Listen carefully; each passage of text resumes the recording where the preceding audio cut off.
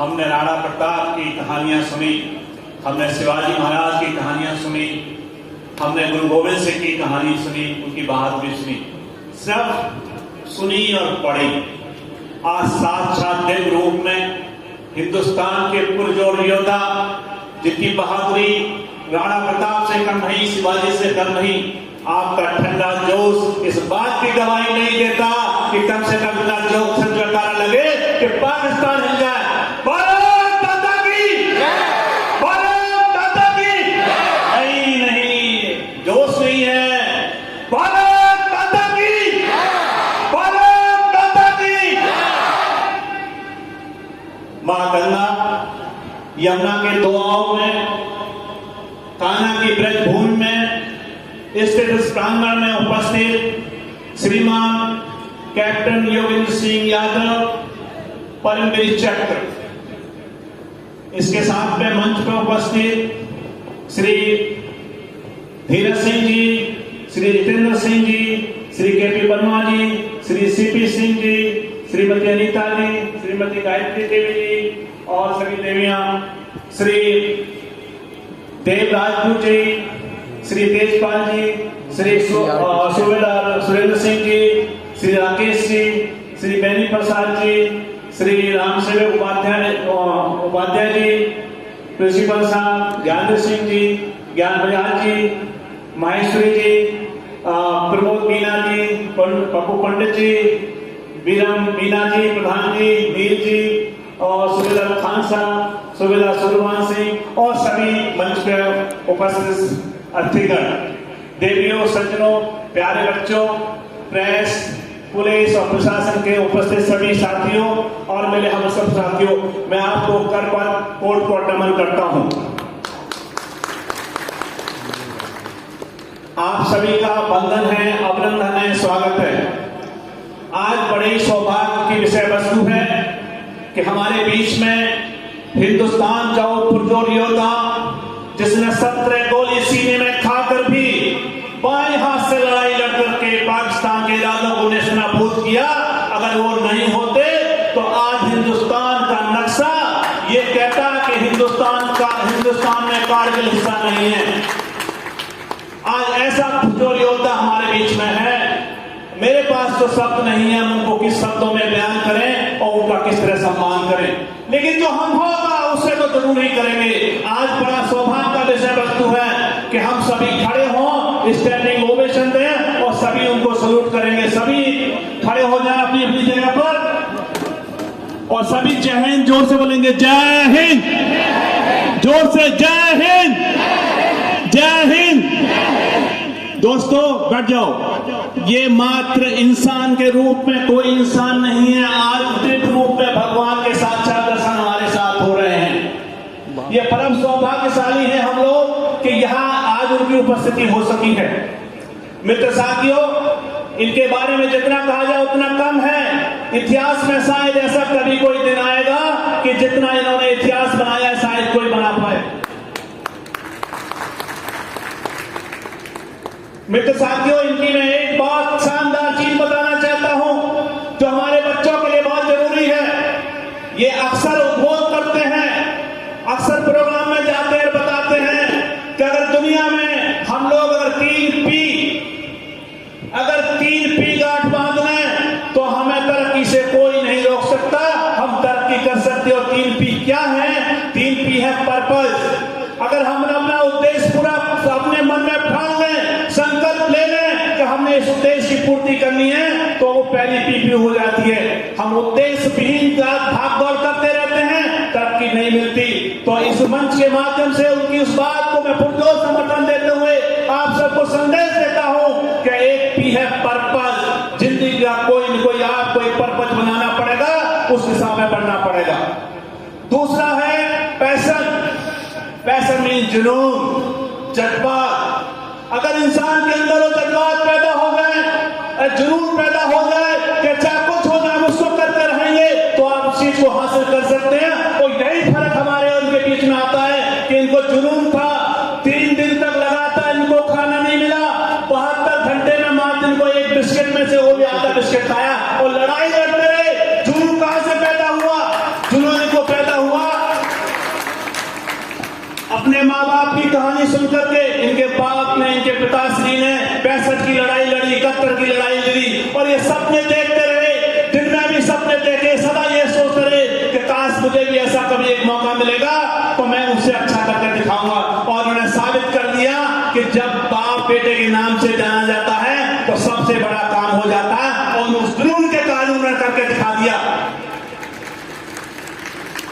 तीसरा इनका पी कहता है, तीसरा कहता है परफॉर्मेंस।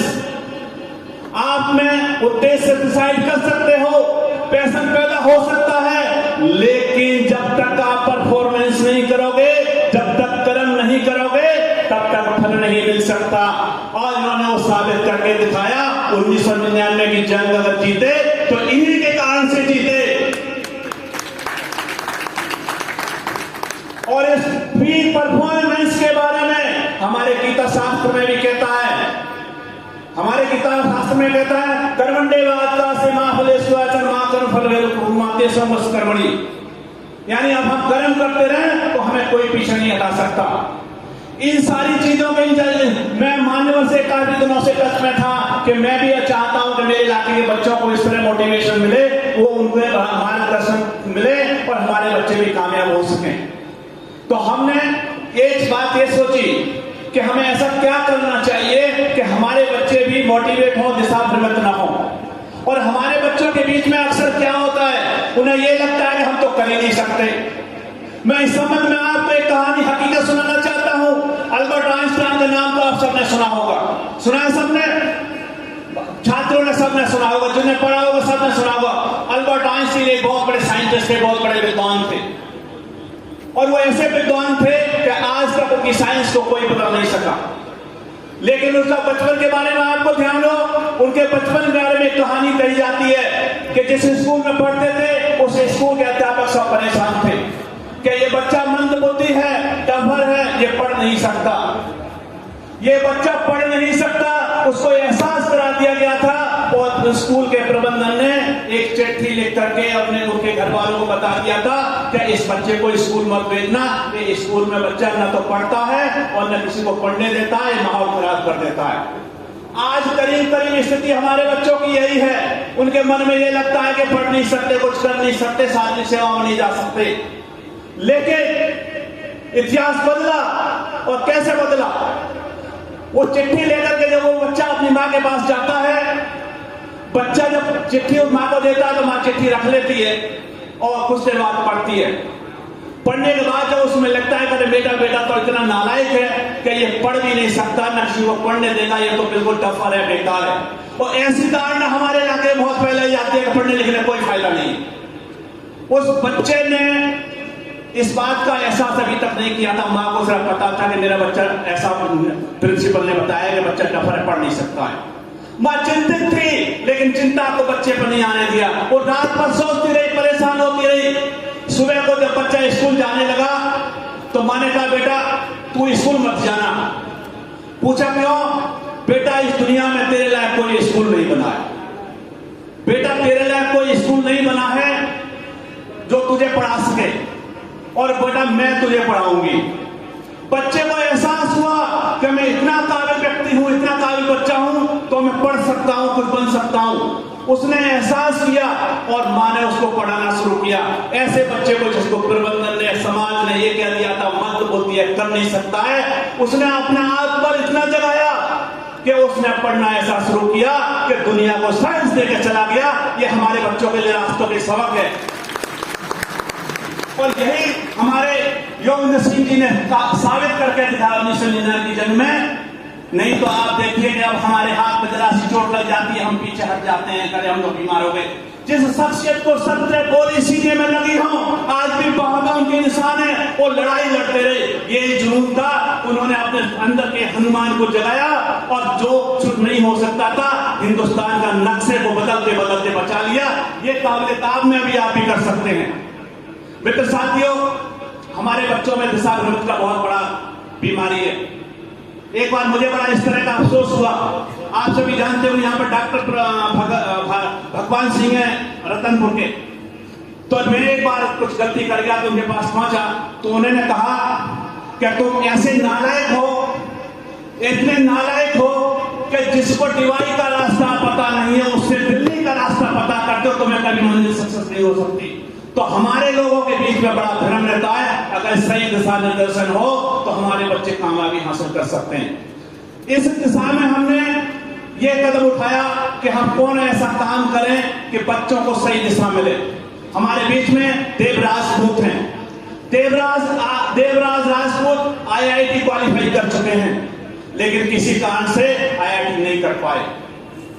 ऐसे काबिल व्यक्ति ने देव एजुकेशन इंस्टीट्यूट शुरू किया, हमसे संपर्क हुआ और हमने दिशा निर्देशन की तैयारी की कि हम क्या करें कि जिससे बच्चे आगे बढ़ सकें।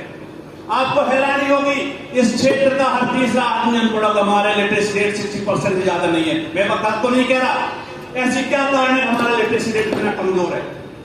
इस सब को हमने करने के लिए देव राजपूत और इनकी टीम से एक डिस्कशन किया कि हम ऐसा काम करेंगे कि बच्चों को पढ़ाएंगे, बच्चों को उस मंजिल तक ले जाएंगे जहां तक कामयाबी जब तक नहीं मिल जाती है। इसके लिए हमने एक रास्ता चुना है। हम ये नहीं कह सकते लास्ट में जाकर के सबको अफसर, इंजीनियर, डॉक्टर बना देंगे, लेकिन जो सर्वशक्तिमान ने हमारे बीच में भेजा है उसके अंदर कोई न कोई एक गुण ऐसा है कि वो अपनी जिंदगी को रोजगार से साथ साथ अपनी जिंदगी को एक गोल्डन जिंदगी बना सकता है। हमने प्लान ये किया है, हम 6ठी क्लास में सैनिक स्कूल, नवोदय